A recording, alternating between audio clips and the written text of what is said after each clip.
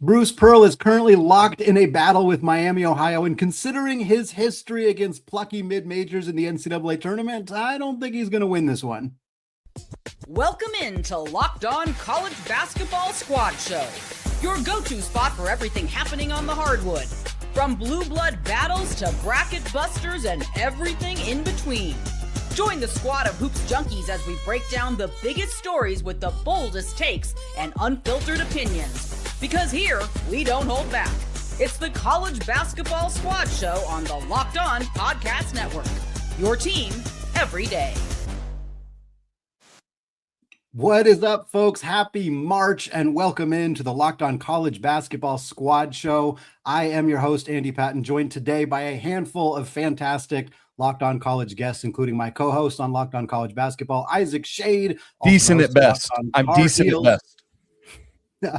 We also have Locked On Blue Devils host JJ Jackson, Locked On Wildcats host Leaf Tulane, and Locked On Cougs host Parker Ainsworth. A lot of fun conversation we're going to get to today. Again, all part of the Locked On Podcast Network. As a reminder, now the #1 sports podcasting network. And folks, we want to thank all of you for making this show your first listen or watch of the day. All right, we are eventually going to get to the two #1 teams in the country, the two top teams in the country demolishing their opponents on Big Monday. We got the host for both Arizona and Duke here to talk about those wins over Iowa State and NC State, respectively. But first, we are going to talk about another battle that happened. Bruce Pearl getting into it with the athletic director for Miami, Ohio, talking about NCAA tournament resumes. And this Miami, Ohio conversation has been happening for the last couple of weeks as this team continues to win and win and win. And this kind of crazy confluence of factors of having a pretty weak resume, but yet no losses on the season. What does that mean as we get closer to Selection Sunday? We're going to break that down, talk about the future of mid-major Cinderellas as we see less and less of them seeming to crop up. Last year was a really chalky bracket. I know there's some fear that that might keep happening in the transfer portal and NIL era. So we're going to get into that as well today. But we want to start again. If you missed this, Bruce Pearl, during one of his halftime of one of the games that he covered over the weekend on his CBS show, made comments about Miami, Ohio's resume. And basically, I'm going to read what he said here. He said, quote, "If we're selecting the 68 best teams, then Miami, Ohio is going to have to win their tournament to qualify as a champion because as an at-large, they are not one of the best teams in the country, and that's going to be a difficult choice for the committee to make." And I want to get into some comparisons because Bruce Pearl, I think, has an agenda here, even though he is no longer the current coach at Auburn. Auburn being a bubble team is certainly part of his reasoning for maybe advocating for teams that maybe have more of a tough schedule, but not as many great wins. So we're going to kind of look at that. But what do you guys make of Miami, Ohio at this point with the resume that, yeah, it doesn't look great, but they don't have any losses? It's impossible to ignore a team without any losses. Andy, what I feel like first you opened up the Bruce Pearl door. Can we hear the response first from the Miami, Ohio AD? I've got the quote ready to put on screen. I have it up here too. Yeah. Okay. Hit it. Okay, absolutely. You are flat out wrong about Miami, Ohio when you say we would finish last in the Big East, which was another part of Pearl's quote. The disrespect is awful, and you should not be near a TV studio covering the sport when you show your true colors. Even slipped in a "we" when talking about Auburn. Nice work, which I love. I love that dig. This is from the athletic director, David Saylor at Miami, Ohio. And yeah, Bruce Pearl did. He said "we" when talking about Auburn. It's maybe a slip of the tongue, but certainly not exactly a coincidence as part of this conversation. Well, I don't mean to jump in as I guess Houston obviously was in a group of 5 conference for a long time. Andy would speak to that from the Gonzaga point of view as well. Mm-hmm. But I will say this feels like an extreme version of conversation we have every year, right? There's always some, smaller conference or mid-major team that has some outstanding resume, relatively speaking, right? And then there's always some blowhards that maybe aren't as blunt about their Auburn connections or whatever, Right. or maybe it's not as obvious, but say, well, like, oh, but like, this 500 Pitt team is great. It's just like they always grind that out with something. It's like, okay, but like, you play who you play. These kids tended to play, and like they're playing phenomenal basketball right now. And like part of this is about winning close games. And Andy, I actually did want to throw it back to you on the Gonzaga angle. I know you're hosting this as Lost on College Basketball, so it's an awkward spot a little bit. But like, I will never not connect Houston's run last year to winning at UCF at the buzzer on a last second shot, right? Mhm. Like winning close games makes you better. I don't Mhm. really care who the opponent is, right? And at some point, like Miami's just done that enough times that it needs to count for something. And Auburn being on the bubble at the last 4 out with Bruce Pearl's son, notably getting the job after it was, the only option available in November. Like those things all seem to matter a little bit in this too, right? Yeah, and I mean, I think for like on the Gonzaga side and on the mid-major side, I mean, you said you play who you play, and I think that is part of the conversation, and as part of the conversation, we'll have talking about mid-majors collectively in the NCAA tournament. But like it feels a little exclusionary to say, well, you didn't play a good enough schedule, so we're not going to let you into the tournament, or we don't think you're good enough unless you win every single game. But then on the same coin, not be willing to play those teams. And I think that's the part of the conversation that frustrates me to no end of like, look at the schedules of many like of these mediocre Big 12 teams that kind of float around the bubble every year, like the TCUs and so on. And they usually have non-conference strength of schedules in like the 340s, the 350s, like some of the worst non-con schedules. And if you're a mid-major team in KenPom from between like 100 and 175, like you're going to really struggle to schedule those games. And again, I speak this from experience as somebody who's covered the West Coast Conference, because that's where San Francisco resides. That's where Santa Clara typically resides, and LMU and teams like that. And they really struggle to schedule those games because the power comp, like what do you gain as a power? Like what did Xavier gain when they brought Santa Clara to their house and Santa Clara beat the absolute crap out of them? And we know that Xavier's not very good, but like if Xavier had had a good year after that, like that loss would have been devastating and that win wouldn't have mattered. So like there's just the risk reward is not there. And so these, teams like Auburn, like and I'm not going to credit Auburn has a really strong non-conference strength of schedule. It is not exactly the same. Theirs is very, very good, and they do deserve credit for that. But they're not scheduling these types of mid-major teams very often, and I think that's part of the problem here. Yeah, because in this day and age where it's all, the team sheets of we've got the 3 predictive metrics and we've got the 3 results-based metrics, everybody wants the high major teams want to play the top of the heap and the bottom of the heap. Literally every time I'm preparing for, like I just prepped, Carolina's playing Clemson tonight. And so I always go through everybody's schedules and look at it. And every non-conference schedule is 5 or 6 high majors and then a whole bunch of teams in the 200s and 300s, right? Like that's what it is. So you can run up the score, get your margin of victory stuff up, because that kind of crap matters in the net. And so I don't know if that's something that needs fixing, but boy, Ed, that's a weird scheduling thing. So I've got a little bit of an alternate perspective here. Like if you were to look at Miami of Ohio and they lose one, should they be in? I'd still lean yes. But obviously the math is what is it that they lose, Leaf, in that scenario? Are you saying if they lose in the tournament final, in the regular season, where is that loss coming? Because I think that matters too. I think that does. I was just thinking like the narrative is like if they don't go undefeated, if the loss comes in the tournament, because if they get 2 losses, if they lose one there and then another one, then it becomes really tenuous. So let's just say it's in the tournament, whether it's semi or final. And I think they should still probably be in. But if you do the math, it becomes a pretty precarious perch. And it's like everyone acts like it's outrageous that the Bruce Pearls take, aside from the Auburn bias. But if you were just to look at it mathematically, there's a lot of automatic bids. And then you take all the teams that are locks. And of course, like all our teams in here and many others in the high majors are in there. There's probably only 4 or 5 teams that really have an argument in there, and their arguments are probably better than Miami of Ohio's because they're in a pretty poor version of the MAC.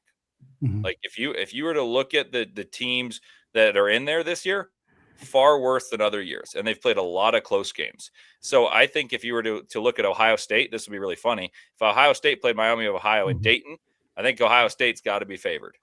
And if you look, and that's like a very firm bubble team in Ohio State because they only recently picked up their first 2 quad 1 wins. And they just have the benefit of the doubt. They play a quad 1 every week. Miami of Ohio has the issue of that they don't get to play high majors because teams don't want to play them because they're good enough to knock them off, like Andy was talking about with the Santa Clara playing Xavier type of thing. But if you're to look at just like who's a better basketball team, you're probably going to take the other guys. And so I think there's something to be said for the number of teams mathematically that are better being a strength of Bruce Pearl's argument. I just think there's the taintedness of the argument is the issue. Yeah, so we've got the visuals here for people where there's no quad 1 games right now for Miami of Ohio, just one quad 2, and then the rest are quad 3 and quad 4. Looking at that, it is a little concerning, but when you look at the screen as well, I see only W's. Like there are no L's that come up here for Miami of Ohio. I also wanted to note in this kind of back and forth between Bruce Pearl and the Miami of Ohio AD, Bruce Pearl is 65 years old. This other AD is 56. He's spelling U with just like the single letter U. The grammar was just just the optics. If we were just trying to explain this to non-college basketball people, like what are these two old men arguing about online? And I had to sit back and think about that for a second. You know what I think is funny about that, JJ? This was my response to that on Twitter. Like, I think it's actually good for college. Like, characters are good for college basketball. Like, Will Wade is good for college basketball. Sure. The John Calipari, Todd Golden thing Saturday was great when they're getting the double P's. Right. So from that perspective, I'm like, y'all keep going back and forth right here because it's bringing eyeball like that kind of like I wouldn't be shocked if that shows up on PTI or around the horn or whatever it is tomorrow, first hour, first watch. I can't think of what it's called, the Stephen A. Smith thing, right? Like it's going to pop on there. And so from that aspect, I'm like, give me all your single U's. I'm here for it. So two thoughts. One, and I kind of want to build on something Leaf just said actually for the first one of this. We're looking at it right now. No games in the quad 1, one quad 2 win, a bunch of quad 3 and 4 as JJ mentioned, it's all W's. If there was a single 6-point loss to Ohio State in Dayton in the quad 1 area, and the exact same thing was everywhere else, and they then lost in the conference championship of their tournament, right? Like they take 2 losses, conference championship and 1 quad 1 loss because one daring soul decided to schedule them and they lost by 6 points.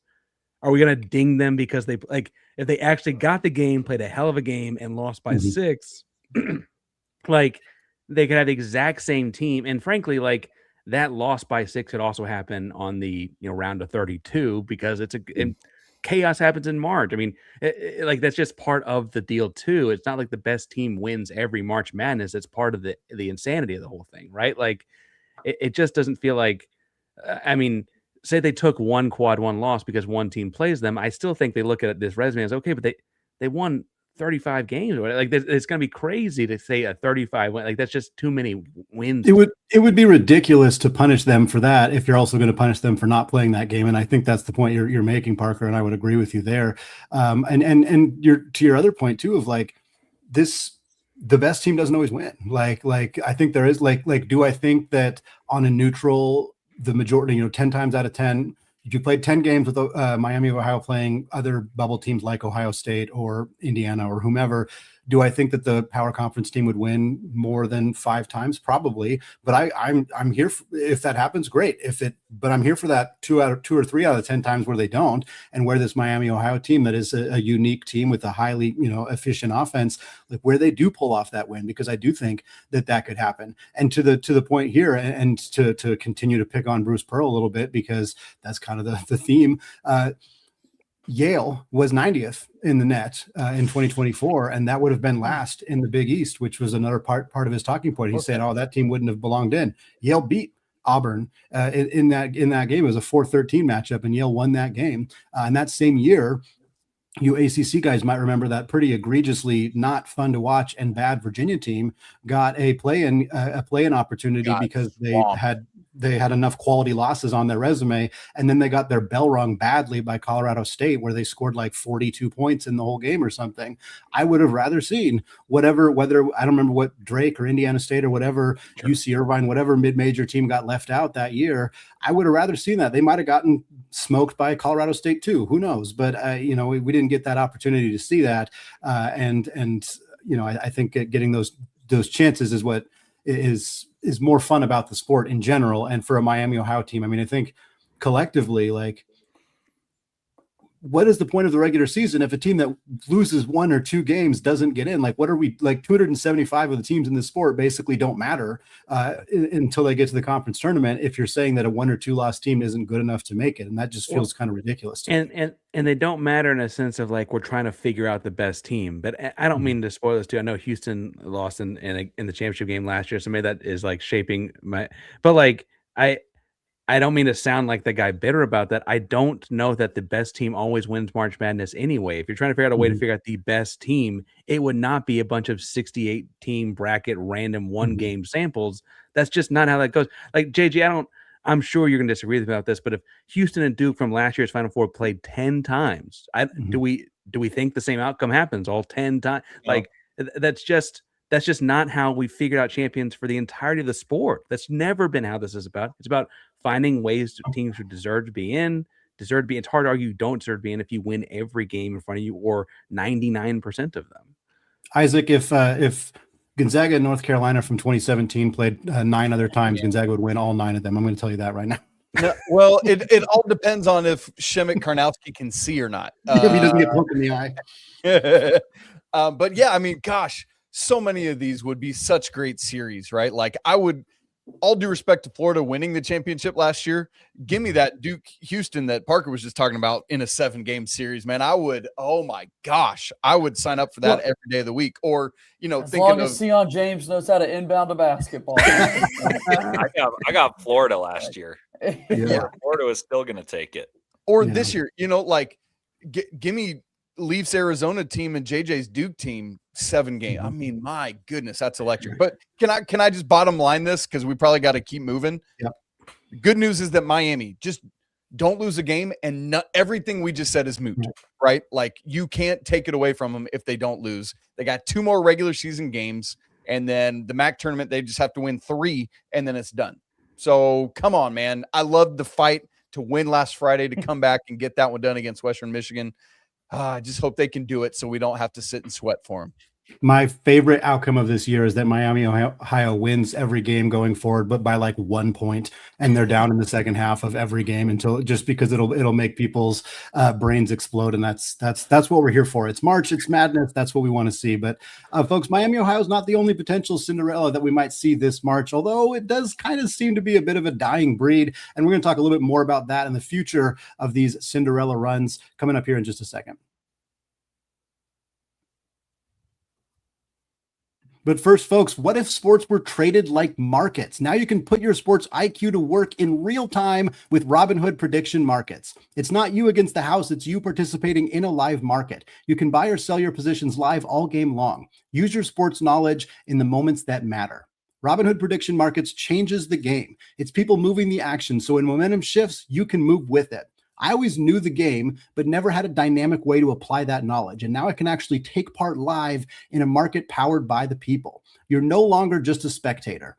Play by play, you decide. Trade every play with Robinhood, now available across the US. Download the Robinhood app now to begin. Futures and cleared swaps trading involves significant risk and is not appropriate for everyone. Event contracts are offered by Robinhood Derivatives LLC, a registered futures commission merchant and swap firm.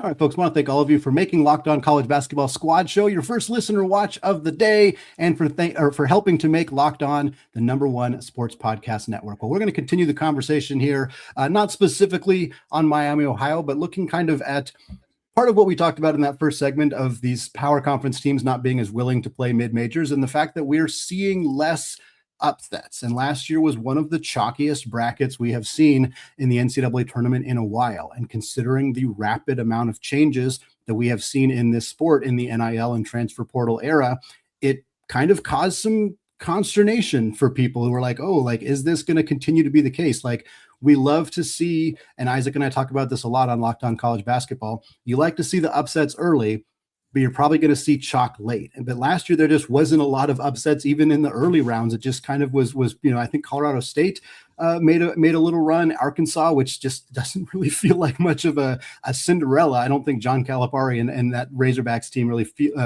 fits into that mold, but it kind of does feel like in this era where mid-major rosters are turning over so frantically because of the transfer portal and the NIL and the ability to make more money other places that we are starting to feels like we might see less of this going forward. What do you guys think on that? I think it's a fair observation with what we saw last year. And I do think that I'm with you, Andy. I wish it could be the upsets early, but then chalk a little bit later so that we can kind of play out those theoretical 7-game series in our heads with the best teams and the matchups at the very end. But the reason we love this sport so much and the tournament so much is because of those big bracket busting upsets that take place early on. And so it's awesome to be able to kind of root for these Cinderella runs that schools go on and to remember, oh, he was the coach of this school and they made that big run, and all these years later, now look at this individual leading this big time program and that sort of thing. And then guys that could turn big, crazy Cinderella runs into NBA careers and all the things that kind of run with it. I love that, JJ. It's always so fun that's the favorite one for me, is to look back at teams that made a crazy run. It was like, oh yeah, Dwayne Wade. Okay, great. Checks out. Got it. Right. CJ McCollum played at Lehigh, right? Like that. Like those. Oh, sorry, JJ. Yeah, he didn't mean to bring that up. I do think though it's interesting because like another big part of that too is that like day job, I coach high school basketball, so maybe this is also part of that. High school basketball has become so professional that those like the diamonds and the roughs aren't they're not anything up at Lehigh anymore, right? Like I don't mean to keep dwelling on that one. Like we're seeing EYBL scholastics and like it also feels like you're seeing less and less of like the one and done guys at those programs. And then on top of that, you have that if they're if they're 2 and done or 3 and done, then they're transferring after the one anyway. So like, it's a combination of things to me. It's not just transfers. It's also like there are less unknown names. But I think like I saw a post recently about a freshman at Santa Clara. His name's Alan Graves, 6'9" big man, really, really good player, coming off the bench for them, 22 minutes a game, but he's super efficient. And some draft people are kind of starting to crop his name up a little bit and talk about him as a potential one and done out of Santa Clara. But I've seen scouts who've posted on social media like, oh, the feedback is that he should like transfer to a power conference school, ball out as a sophomore, and then enter the draft after that. And I'm like, if we're considering Santa Clara as not being a school where you can compete to make the NBA when one of the 25 best players in the NBA and Jalen Williams went to Santa Clara, he didn't go anywhere else. He went to Santa Clara. And Brandon Pajemski, he started at Illinois, transferred to Santa Clara. He's a good NBA player with Golden State. Like if Santa Clara is not a school that people are believing can turn out NBA talent, or that you have to go to a power conference school from there, then it just, if that's the feedback these kids are getting, then yeah, you're never going to see talent. You're not going to see a CJ McCollum, like you said. You're not going to see those guys to turn it onto a Gonzaga example, like a Ron Baker or Clay Anthony Early from that Wichita State team that took him down. Like you're not going to see those players at those schools anymore. And I mean, and that kills it. That kills those teams being able to make, I mean, like Herb Sendek can continue to recruit exceptionally well, find kids that are, the best versions of diamonds in the rough that there are. But if the feedback that they're getting is to leave, then I don't see how that program can sustain and build a consistent program that can really be, kind of the dynasty of sorts, or a team that consistently gets in the NCAA tournament. And I think the flip side of it is that the big dogs out here that are like kind of running the chalk are able to fill their roster in a way that leaves them so like lacking vulnerability. So like an example I've given about this topic before is Auburn, for instance, wouldn't be considered the biggest, NIL school in the world. And they had Janai Broom, who was from a mid-major, so that supplements your point. But then they had their bench was, Tahad Pettiford, 5-star. Then they brought in Chaney Johnson from the D2 ranks, but the guy could have started pretty much anywhere in the country. And then they just continued to build their roster out. And then, of course, there's the Dukes and the Houstons. And Houston, they recently said, or Kelvin said, oh, we got a poor front office, and front office is the wrong word, but it's the word I'm intentionally using to talk about what college basketball is right now. And it's basically like, yeah, they had Javier Francis, who would have started on a lot of teams, and he's humongous. So all these teams have like 8 starters now. Arizona, like they have this talk about every time Frankfurt Chilla has a game right now, it's, oh yeah, they have 8 starters. Like Dwayne Aristotle, by many before the season, who was Arizona's 8th man, was projected to be a first-round pick. So if you look at the rosters, because of NIL, the best teams in the country can swoop up 8 guys to be basically starters, and they can be compensated as such. And therefore, it's really hard to upset these teams because, one injury doesn't derail a season. One, weakness can be supplemented by saying, okay, like, yeah, our 9th guy can shoot 50% from 3. So I just think that the NIL team's too strong to be upsettable. And I wish it weren't the case. I also don't know this was intended of being a conversation about roster construction and how that it, negates a Davis Cinderella. But I do think the other piece that Leaf is that incentive to choose a school. There's a reason to be the 7th or 8th man at a school that will pay you a lot of money to be the 7th or 8th man, as opposed to being the man at Lehigh, right? If we're going to keep using that as the example, or Kansas State, hello, right, exactly. It makes a lot of sense to go be to take the large check, go be the 7th man, win a ring, wait your turn, so to speak, if you're a young guy, or make your only big payday if you're a European pro, right? It makes more sense to do that than to go be the man at George Mason, because there's other incentives involved now too. There's probably more to this than just roster construction, but that it does seem to be a big part of it. But also we are seeing, you're not going to see on John Shire's bench 12, 13, 14 aren't going to be 5 stars like they once would have been. Those guys are going to go somewhere else where they can play and get a, maybe a commensurate payday, but with bigger PT. So I think there is some balance of talent spread around the nation that needs to be considered. Also, while I've got the floor, Andy, just going back to your setup of how chalky last year was, you all, for those who don't know me, I'm a nerd and I love the numbers. So one of my spreadsheets I keep is the seed aggregate of every round of every NCAA tournament, just basically adding up all the seeds that remain in a given round. The lower the number, the chalkier it is, basically. So last year's round of 32 was the 5th chalkiest ever. And we're talking in the 64 team era, so going back to 85. The Sweet 16, 1, 2, 3, 4, 5, 6, 7th chalkiest. Elite 8 tied for the chalkiest, seed aggregate of 13. Obviously, Final Four was tied with 2008 for a 4 seed aggregate, and then the national championship, the same thing. So, so chalky across the board. Here's the thing for me. Last year at this point was still the outlier, right? Prior to last year, it had still always been Cinderella lives, but as Andy said earlier, upsets early, chalk late. I am not willing to give in to Cinderella's dead until we've seen it 2 more years in a row. If we get to the 27 tournament Final Four and it's good grief, it's been 3 straight years of this, then I'm sold on it. But even if it's this year, it's still an outlier in my opinion. Shady, someone's going to sleep better tonight knowing that you're the seed aggregate guy to turn to in the college basketball world. Somebody's watching or listening to this, and they're like, I've always wanted someone to total up the seeds of the NCAA tournament matchup. Can you imagine if someone who's like, hey, I got a seed aggregate guy, and he's Shady. So Shady, I feel like the thought I was at was wait a second, can we talk about getting a sunflower seed sponsorship? How do we roll someone in here? Don't show the brand, right? We are not for free here. I want to ask though, Isaac, a question, because obviously last year the aggregate, or sitting with your numbers, was 4 in the final. That's as low as it can physically be. Right. I teach history, not math, but I think that's how that works, right? What would count at would 6 as an aggregate number not count as chalk?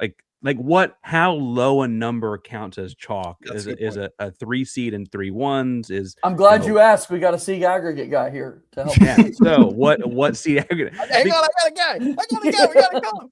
Because and it's not just the Final Four, Parker. Because I think when America looks back and judges the chalkiness of the tournament, it ain't the Final Four. It might be, but more often it's the makeup of the Sweet 16 and the round of 32. That's where everyone's looking to decide, was this chalky or not? So to me, it's okay. That's where I love my upsets. That's absolutely the first weekend. But last year, you had the 3 1 seed, the 4 1 seeds don't make it. If you had 3 1 seeds and an 8, it still would have been a really chalky tournament. It just would have been that 1 8 seeds, the one we're talking about. Depending on what the detritus was leading up to those 3 1 seeds, though, right? Because the 1 seeds might have knocked off a 6, 7, and 5 in the Elite Eight or something like that, and that's not as chalky. Oh, so from a narrative perspective, you don't think the 8 seed would trump a lot of our conversations and the way we remember things and the way we talk? I think like those tend to be so big in our minds that I think it actually kind of takes over. I think it also depends on what the team is too. Like, frankly, there's a difference between an 8 seed being, a Santa Clara or an 8 seed being a North Carolina, for example, or like last year when Arkansas was the team that pulled off the upsets. Like, if it's a big budget, like again, as part of this conversation, when we're looking at kind of the death of Cinderellas with regards to the NIL and the transfer portal, if it's an underperforming high major, even an NC State, like in the run that they went on under Coach Keats, like that was fun because that was truly kind of a plucky, they should not be here type team. But like for the most part, I think it does depend on, are we talking about like true Cinderella stories, true Jack Bolke stories where it's a dude who you think should be working at Enterprise Rent-A-Car and he's dropping 10 threes on Kentucky? Or is it just like, oh, this, mediocre high major team beat this slightly better high major team? Like that doesn't feel as significant. And that's, to Parker's point, purely a narrative argument as opposed to like a mathematical argument. I've got Parker's example. Like, okay, JJ, 2015 Final Four. What was the makeup? Do you remember? Michigan State was the 7th. Wisconsin and Kentucky. Duke, Kentucky, Wisconsin, all 1 seeds, and a 7-seeded Michigan State. Yep. But I think to Andy's point, because of the brand, we're not going to remember that. But if we I did not remember that. I knew that was who they played in the Final Four. Could not have told you they were a 7 seed. But if we rewind to say 2011, Butler. We all remember Butler. We all remember VCU. What about 2006? Anybody got the outlier there? George Mason. Boom. Right. So I think I think Andy is spot on here. It's brand based.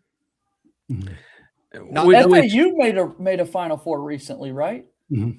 No, it was 2023. Butler jumper away from making it to the championship game. It was 2023 because the other team in the final that year was San Diego State, right? It was a lot of it. And UConn was a 4 that year too. And Miami, who should have lost to Texas in the Elite Eight, was a 5. Well, that's and right. Speaking of narratives, people think of that UConn team as being the next year's team, which was a wagon. That 2003, the 2023 UConn was not the same team. No, because they had that January lull. Yeah, they lost 6 out of 8 games in January, but they were 14-0 to start the year. Oh, we lost 3 in a row a week ago for the first time. Everyone thought the sky was falling. I had to remind people of that team. I had to look that team very, very closely. Okay, but can I say one other thing about mid-majors this year? It's funny because all the conversation has been about Miami, Ohio, because they're undefeated. Somebody push back if you want to. St. Louis is the best mid-major in the country. Oh, for sure. At least. The only argument I might make is... Assuming we're not calling Gonzaga a mid-major. Hear me on that. We're not. But St. Mary's is the only other team that I might argue. St. Mary's versus Miami. Give me that one. Who you got? St. Mary's versus Miami, Ohio. That would be a weird game. I don't think St. Mary's is better than St. Louis, but it's off. I would love to see him play 5 times in a row. Yeah. Like that'd be fantastic. But I think it's probably an edge on St. Louis. But those are the 2 best, I think. And I think maybe 2 of the only ones that'll really make it as at-large bids. I mean, I think Santa Clara could. I think they should. St. Louis doesn't win the A10, and assuming St. Mary's doesn't win the West Coast. Right, yeah. St. Mary's could absolutely win the West Coast Conference, but St. Mary's and Santa Clara are going to play each other in the semifinals, so one of those teams is not going to make the championship game. I think if Santa Clara wins that game, St. Mary's will still make it, and then I think Santa Clara will make it. So that's the way you get a 3-bid WCC, but like the Mountain West is looking pretty weak. Like Utah State will make it. San Diego State, I think, is probably on the outside now. New Mexico, maybe. VCU's maybe an at-large team, but again, it's like kind of a perfect storm of things would have to happen. Like there's just not a lot of them this year, and I think that's like part of the issue is like I saw somebody post on Twitter. They're like, we're not going to see that. What was it? The San Francisco when they played. What was John Morant's team? Murray State. Thank you.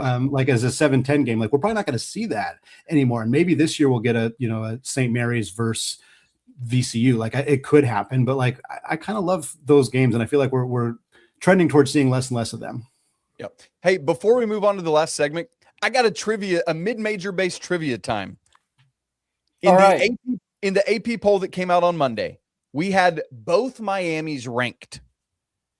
Miami, Ohio, and Florida. If you know the answer, give it a second.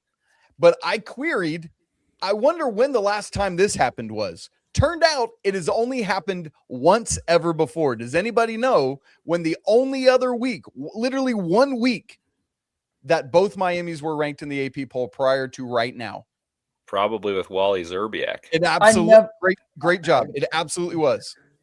I was like never would have 99 then, thought right? that this happened. Yeah. It was in the Wally Zerbiak, his senior year, when he scored like 28. 99, 2000? Yep. So the week was February 15th of 99. The only other week in the history of the AP poll, both Miamis have been in it. There's another nerdy drop from your shady. And who was on the other Miami team now? Wait a second. Good for Miami, man. I'll give you a fun fact out of that. That's a full year before I'm born. Oh my God. Right, I'm so well. old. Oh, The man. youngster of the group. A killer for shade right there. Well, let's talk about now that we're switching gears very aggressively I was driving already. I didn't mean it that way. It's Wally Zerbiak's the only guy that comes out of there. So I couldn't have told you the year. The only guy. What are you talking about? One of the greatest quarterbacks in history is from Miami, Ohio. Ben From a basketball standpoint. Roethlisberger. That's right. Yeah. Also, who was basically before Leaf was born, I would imagine too. More or less.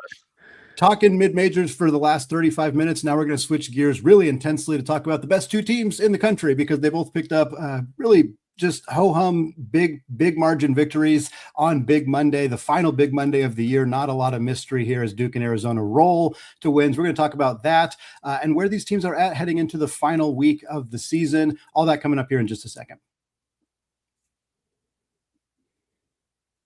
But first, folks, college basketball, it is nonstop. There's big games, there's tight spreads, there's momentum swings every single night. From those early tip-offs to the late-night West Coast shootouts, there's always action on the board. And now FanDuel is giving you a way to turn that energy into even bigger potential wins with the college basketball parlay profit boost.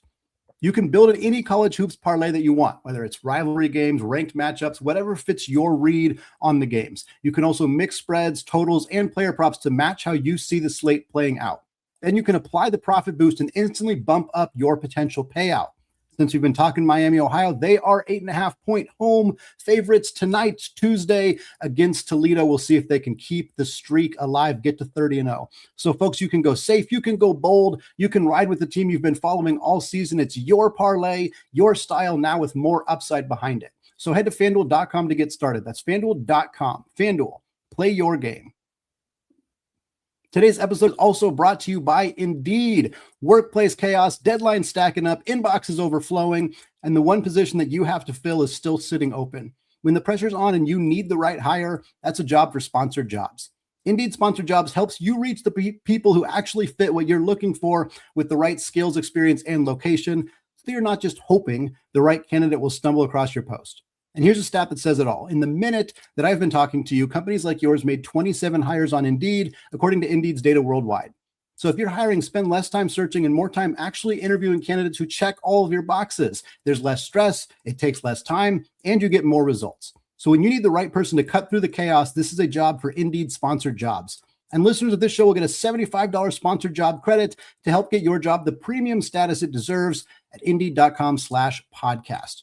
Go to Indeed.com/podcast right now and support our show by saying you heard about Indeed on this podcast. Indeed.com/podcast. Terms and conditions apply.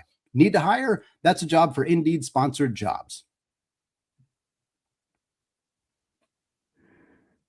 All right, folks, continuing our conversation here again, switching gears off of the Cinderella mid-major Miami, Ohio talk to talk about two teams that have no mystery as to what a seed they're going to get in the NCAA tournament. Duke and Arizona rolled to victories on Big Monday. Duke on the road at NC State. NC State been struggling as of late. Only win they've picked up in the last few weeks was against North Carolina. We wondered, hey, maybe it's a short turnaround for Duke.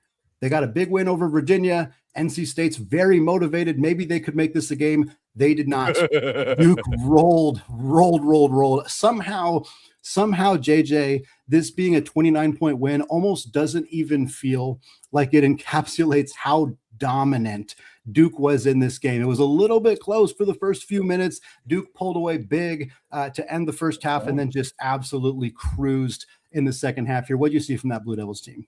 a little bit of everything, man. 26 from Cam Boozer. I mean, he's fighting through all the scratches and scrapes of, the Wolfpack are you try every tactic possible to slow him down, to claw him. That's right.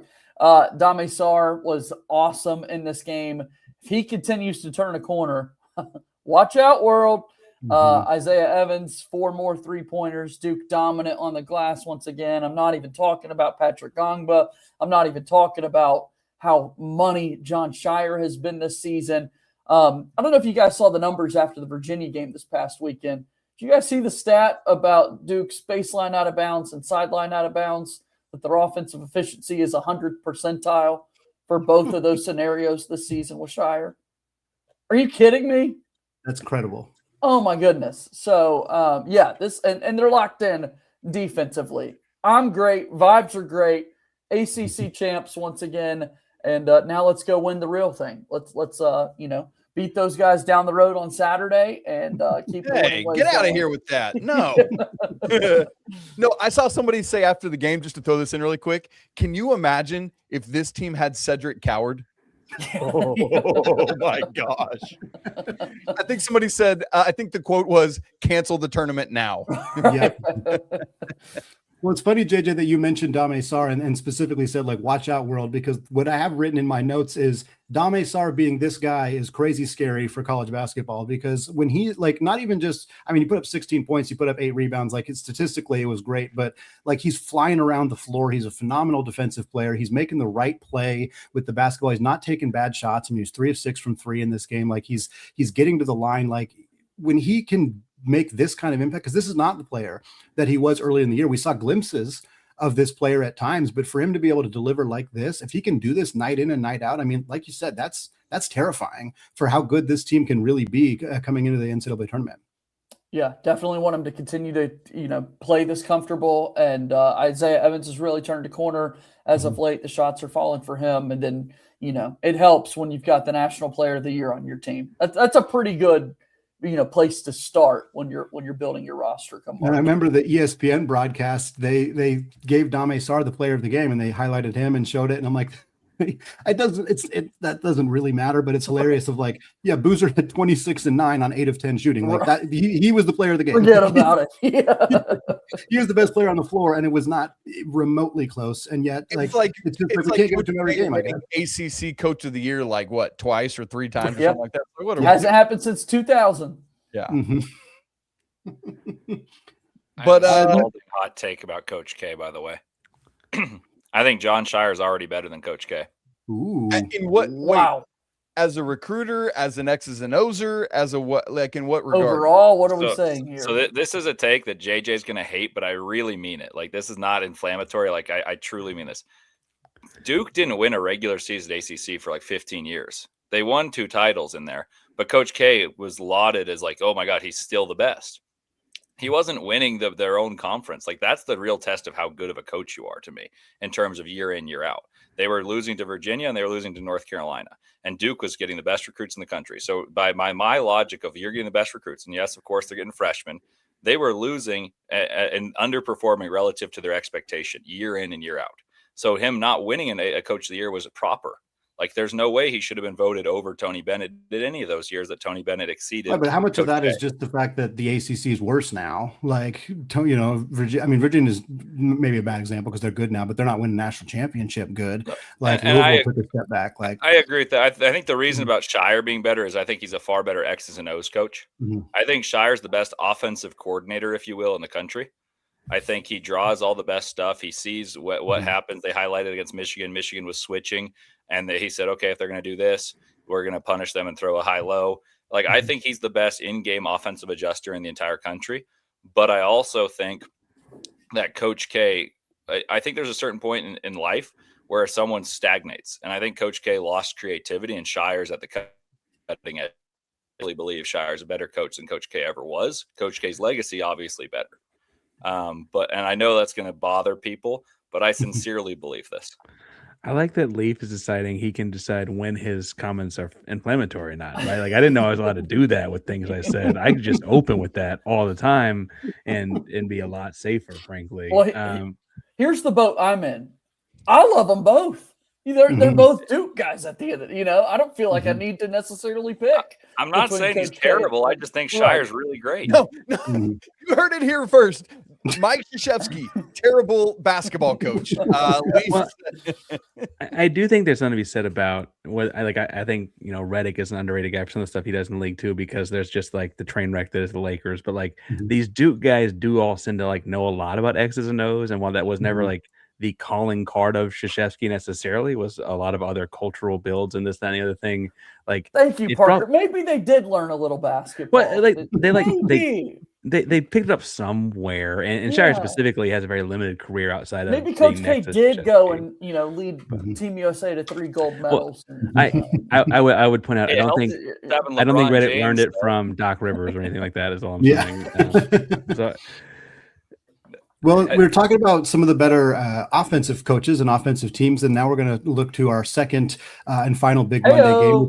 Was not a offensive game in any capacity. Incredible defense from Arizona, a 73-57 win over a sputtering Iowa State team we have seen these last couple of weeks. Arizona, they're healthy now. They get Koa Pete back. Doesn't have a super impactful game offensively. Leaf, also, you mentioned Dwayne Aristote earlier as being a guy that was lauded as a potential first-round pick. I loved what we saw from him in this game off the bench. I mean, he had 8 points, but he was 2 of 3 from 3, knocked down his outside shots. Like, just a really talented player. And what Arizona was able to do defensively. I mean, some of it was Iowa State, but like this, they shot under 30% from the field. They had more turnovers than assists. Like, they absolutely stymied them in this game, and just proves that, again, Tommy Lloyd, who was a coach that was credited mostly for his offense when he took that job, sure looks like he knows what he's doing on the other end of the floor as well. That's a perfect transition. And my fans definitely have heard this statistic before, but Tommy Lloyd in 5 years has been top 10 every year offensively. So that's a given. He's really great at that. But their identity is defense. I've said this all year long that I think Mo Krivos should be the defensive player of the year also. But I think the interesting part about this is you said Koa Pete didn't have a big impact offensively, and you're right. But defensively, you could make the argument like he had the best defensive performance of an individual all season long. Like Joshua Jefferson's a first-team All-American. He went 2 of 17 with 2 assists. Koa Pete had more blocks than Iowa State did. And Koa Pete doesn't block shots. Like, that's not his role for Arizona. He just had individual, not help side, individual, absolute stifling of Joshua Jefferson, who, in my opinion, with JT Toppin hurt, would have been my pick for the Big 12 Player of the Year. And then the guy who makes Iowa State run is Milan Momcilovic. Well, what did he do? If Jefferson scores 2 field goals, it must mean Momcilovic gets a lot of shots. Nope, 5 points. So Arizona just can take away anyone they want at any time. And then offensively, it wasn't pretty, but Iowa State was trapping, and the game's tenor was on Arizona's their tempo. Like, they could play defense the whole time and control it. And then they still, even though they had more turnovers, they won the fast break points 13-0. Like, so somehow the defense turns into offense. And like, if you were to look at Arizona and talk about what they are, and Duke has a similar claim. Like, Duke is a couple possessions away from being undefeated. Arizona, when healthy, is undefeated. Like, what were some of those possessions, Leaf? Just out of curiosity, I just can't remember any of them. A little hammer play, throw the ball to the corner, and a guy named Seth Trimble drained it. I'm sorry, JJ, I can't help it. I sympathize with you, JJ. Texas Tech was a thorn in the side here, so I'll go back to JJ's side on this one. But the point being is I just got to get Duke. Look, Duke's gonna slaughter us probably on Saturday, so I got to get it while I still can. Okay, fair enough. But Texas Tech beat Arizona with Koa Pete not playing the second half. In the Kansas game, Koa Pete couldn't cross half court. So if you look at the full Arizona team, their defense keeps them in any game, and their offense, if they shoot at all, they blow you out. Like, everyone talks about a prerequisite of if they can make a shot, then therefore they can win. No, it's if they can make a shot, they'll blow you out. Yeah. And so I think that the biggest thing is when they are whole, they have relentless waves of Tobe Awaka gets 15 rebounds in this game, which is more than the games he played 30 minutes rather than 20, because now he can be like thunder to Koa Pete's lightning, just like a 1-2 combination. And he's loosened up to be so powerful in these roles. And I think Arizona they'll win the rebounds against anyone. Like, Florida's the best rebounding team in the country, Arizona +2. Against Houston, Arizona actually lost the rebounding battle for the first time, but Houston shot so poorly in that game. and they almost lost the rebounding battle against Iowa State. But that's because Iowa State shot 29%, that they got 1 billion offensive rebounds.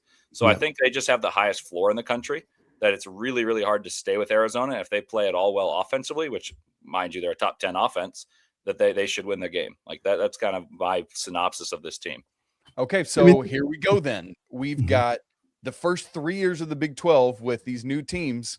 None of the none of the original Big 12ers win. We've got Parker's Houston team winning the first 2 regular seasons, Arizona getting it this year. Everybody wants to know, and we've had several people ask in the chat. Andy said these are the top 2 teams. I would agree. I think Michigan is a step down. The LJ Kaysen thing, it doesn't debilitate things. It does hurt. I just don't trust the Michigan backcourt for 6 games. I do agree. I think Arizona and Duke are 1 and 2 in some order. Give me that for 7 games. So here's the question I want to ask. 7-game series, assuming these, everybody in agreement, these are the best 2. Anybody want to push back on that? Nope. Parker? I think Michigan gets a claim. I don't think it's absolutely obvious. I mean, I have it'd be hard for me to make a claim that didn't sound a little biased if I started throwing stuff out there.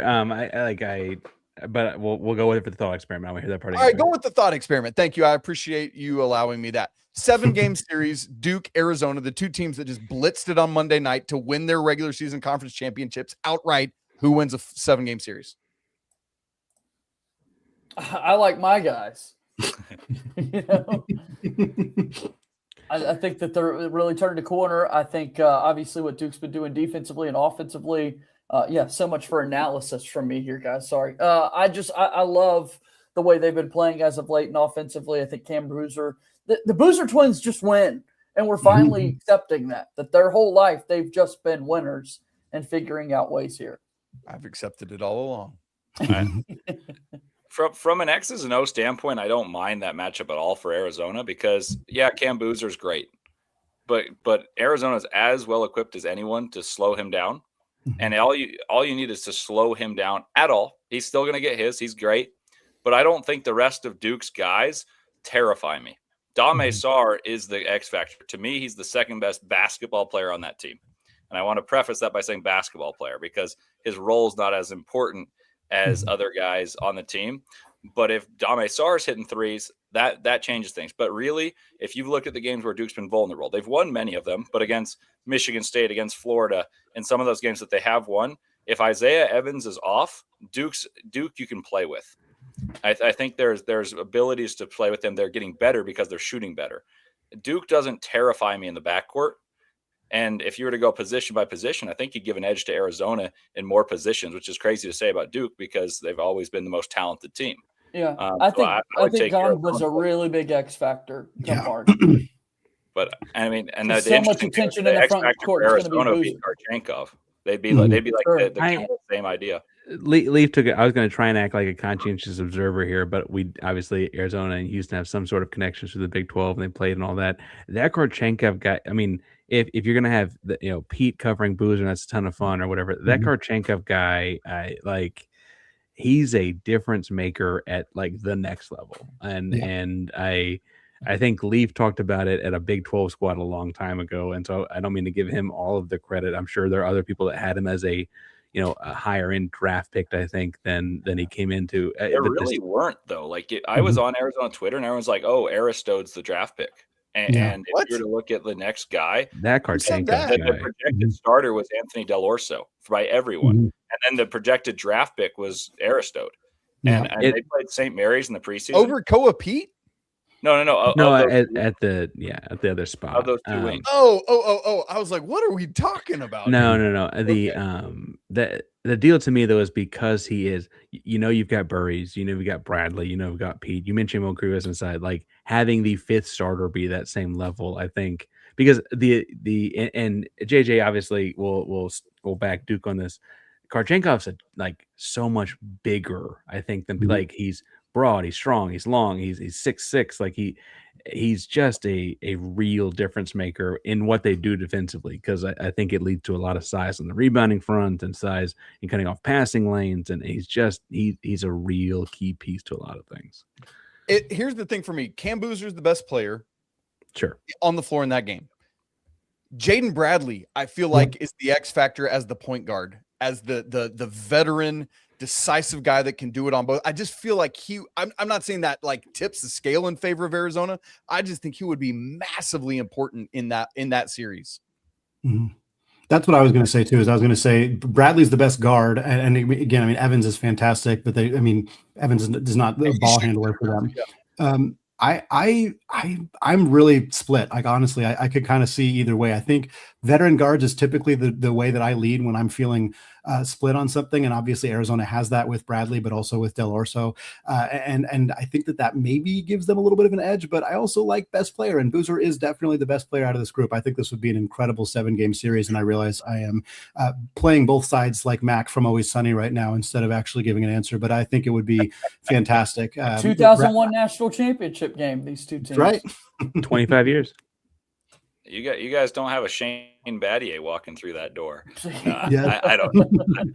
Don't have a Jay Williams either. I was 10 months old for that one, so that we do have Carlos Boozer's children. That's true. That counts.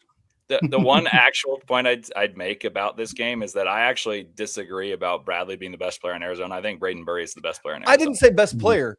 I'm just talking about as the guard. I think he probably is the best backcourt player for either team that helps steady things. I'm not saying he's Arizona's best player at all. But wouldn't Burry's be in the backcourt? Like you're helping my point. I agree. I think their backcourt tandem's far better than Foster. Like JJ knows that's a dig. I just don't like Foster at all. But I really mean that. I think they're significantly better than Foster and Boozer and Foster and Evans. I look at these rosters. I see one team has Carlos Boozer's kids. The other team has LeBron James' son. You know, that's true. That's true. Red's true. Can we get shout out Bryce? Braun? I want peak Braun and peak Carlos on these rosters. That's what we need. Okay, but how about 2026 LeBron and 2026 Boozer? Like that's a little bit crazy. They can I'm not liking the Duke chances. Yeah.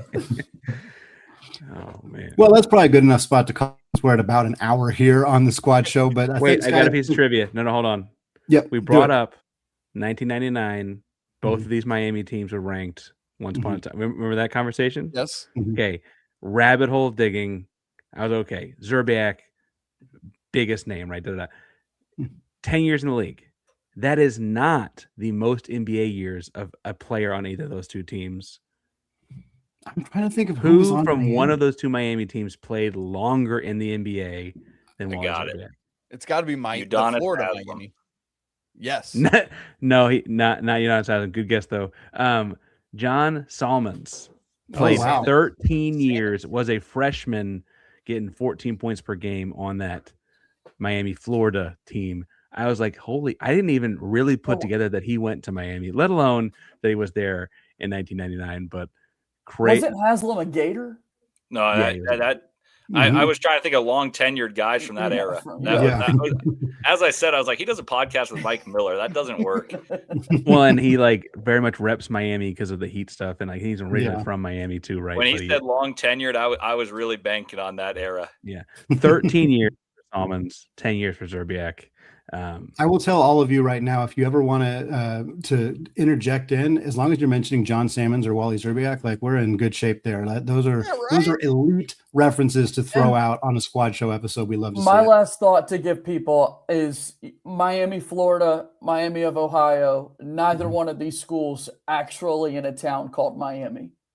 You got Coral Gables. Where's Miami, Ohio? I had to go look. Something called Oxford, Ohio. Oh, yeah. That's where Ole Miss is. Yeah. What a mess. What a mess. Don't forget your seed aggregator. I'm here for all your seed aggregation needs, folks. We are taking sunflower seed sponsorships. If anybody has them, let us know. Reach out. David's, where you at?